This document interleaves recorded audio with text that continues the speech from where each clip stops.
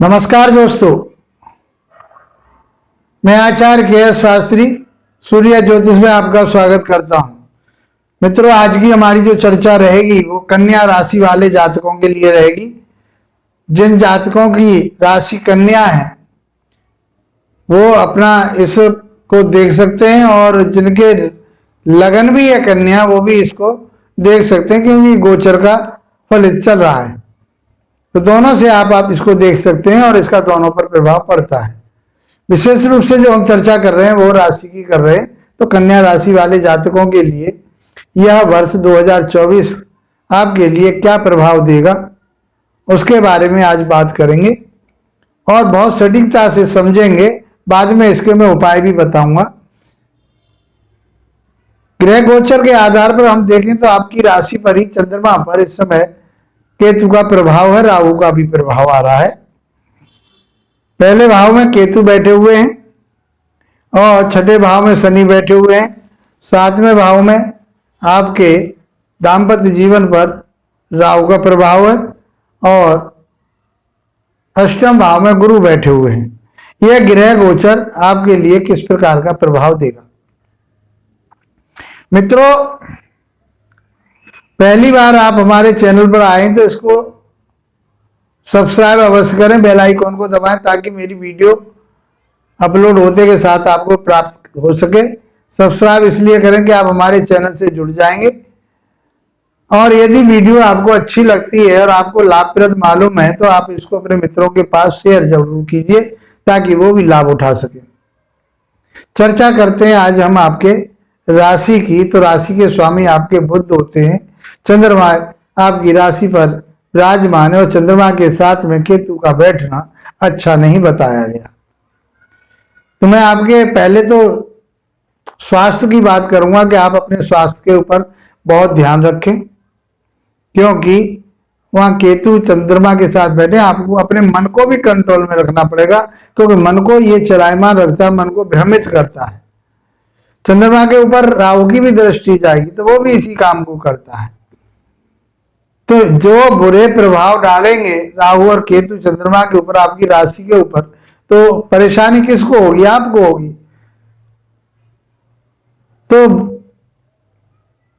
कन्या राशि वाले जातकों के लिए यह समय, क्योंकि ये 1.5 वर्ष तक रहेंगे, भ्रमित करेगा, आपको उतावलापन देगा, एग्रेसिव देगा, ब्लड प्रेशर की समस्या दे सकता है। हेल्थ इश्यूज की बात करें तो इन सारी चीजों का आपको ध्यान रखना पड़ेगा। और जैसे ही आपको मालूम पड़ता है कि मेरे ऊपर कोई इस तरह का प्रभाव आ रहा है तो तुरंत डॉक्टरी सलाह अवश्य लें। राहु भी भ्रमित करेगा आपको और केतु भी भ्रमित करेगा। राहु आपको जल्दबाजी देगा, किसी काम को करने में बहुत जल्दबाजी, और सडनली आप लाभ के लिए, सडनली आप किसी काम के लिए एकदम लालायित हो जाएंगे करने के लिए। तो उससे आपको बचना है। यदि आप इनके प्रपंचों में फंस गए तो आपको परेशानी आ सकती है।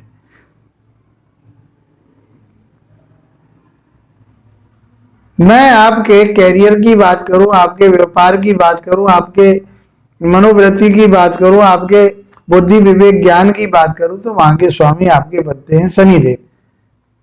और शनिदेव इस समय आपके छठे भाव में अपनी ही राशि, मूल त्रिकोण राशि है उनकी, कुंभ राशि में गोचर कर रहे हैं। तो शनि को तो यहाँ वैसे भी शत्रुहंता का बताया गया है कि शत्रुओं का नाश करने वाला है, ऋण का नाश करने वाला है, रोग का नाश करने वाला है। लेकिन जून के लास्ट में ये जो है बकरी हो जाएंगे तो हेल्थ इश्यूज आने की संभावना रहेगी आपके लिए। आपको पाइल्स की परेशानी हो सकती है, आपको गैस की प्रॉब्लम हो सकती है, एसिडिटी की प्रॉब्लम हो सकती है, आपके लिए बात रोग बढ़ सकता है, आपके बैक में, पेट में कहीं ना कहीं कुछ न कुछ परेशानी हो सकती है। इसलिए उन सारे इश्यूज से आपको बचना पड़ेगा, उन सारी चीजों से बचना पड़ेगा और अपना ख्याल रखना पड़ेगा कि ऐसा खान पान ना करें ताकि वो आपके लिए कहीं नुकसान दे। शिक्षा यदि बात करूं, शिक्षा के जो क्षेत्र में जातक हैं या वो तैयारियां कर रहे हैं तो आप तैयारी विशेष करिए, क्योंकि कंपटीशन जो आप देना चाहते हैं तो कंपटीशन के घर में शनिदेव बैठे हुए हैं, आपको कंपटीशन में वह लाभ देंगे, उन्नति करेंगे, आपकी तरक्की करेंगे। आप किसी न किसी प्रोफेशन से आप जुड़ जाएंगे, चाहे वो सरकारी हो, चाहे आपके लिए वो प्राइवेट संस्था से हो, आपके लिए वो फायदा दे। को जो भी आप कंपटीशन दे रहे हैं उस कंपटीशन में आपके लिए IAS PCS की यदि आप तैयारी कर रहे हैं तो आपके लिए अच्छा समय है और उसकी तैयारी कीजिए, आपके लिए शनिदेव आगे बढ़ाएंगे। आप यदि कोई शोध कार्य कर रहे हैं उसमें भी आपके लिए मदद करेंगे, तंत्र मंत्र से आप जुड़े हुए हैं उसमें भी आपकी मदद करेंगे।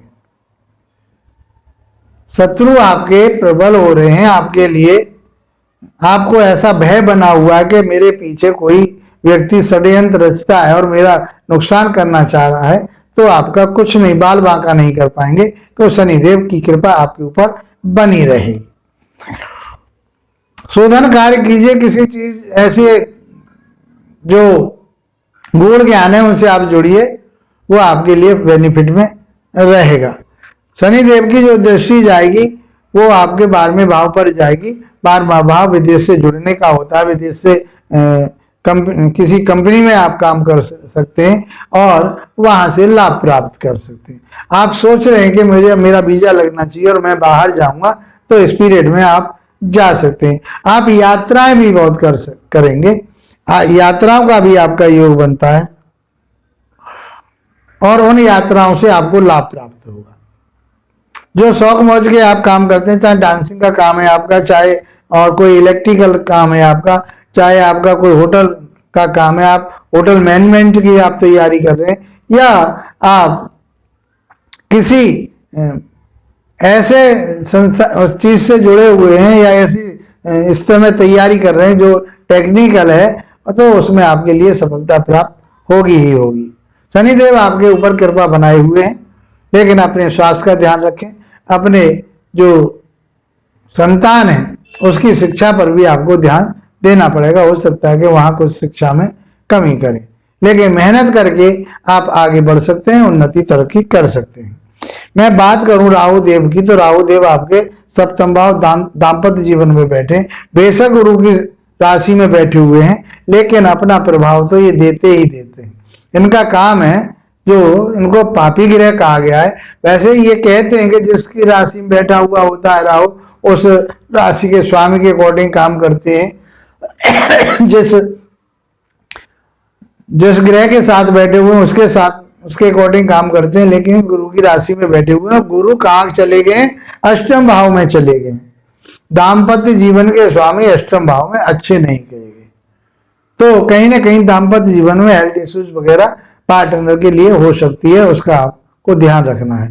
वैसे आपके लिए कोई परेशानी नहीं, राहुदेव आपके लिए आगे बढ़ाएंगे, उन्नति। आपके जो व्यापार है, आपका सडनली व्यापार अप डाउन होता रहेगा। ये जो देने का आपकी पार्टनरशिप में भी कहीं ना कहीं थोड़ी बहुत ऊंच नीच होती रहेगी, उसका ध्यान रखिए।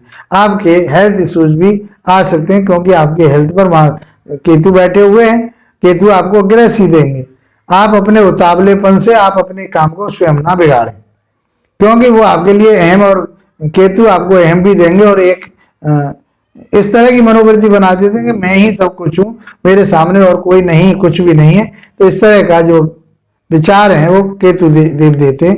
तो केतु देव आपकी राशि पर बैठ करके, सप्तम भाव में राहु बैठ करके ये अच्छे नहीं कहेंगे। फिर भी सात्विकता ये बनी रहेगी कि वो गुरु की राशि में बैठे हुए हैं।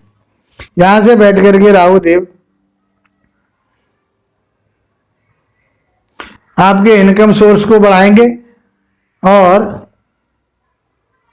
आपकी यात्राओं को। तीसरे भाव पर राहु की भी दृष्टि जा रही है और शनि की भी दृष्टि जा रही है और गुरुदेव की भी तीसरे भाव पर दृष्टि जाएगी। तो छोटे भाई बहनों के साथ में संबंध बढ़िया बना के रखें, ताकि आपका जो यात्राएं वो सफल हों और उससे आपको फायदा हो। आपके अष्टम भाव में जो बैठे हुए हैं, आपके अष्टम भाव में बैठे हुए हैं गुरुदेव, और ये मई के बाद में भाग्य स्थान में चले जाएंगे। तो वहां से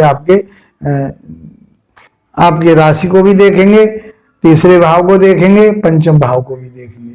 तो आपके लिए ये मजबूत करेंगे, आपके बुद्धि विवेक ज्ञान को मजबूत करेंगे। जो हेल्थ इश्यूज राहु और केतु देंगे उसे ये संभालने की गुरुदेव पूरी कोशिश करेंगे और आपको उससे बाहर निकालेंगे।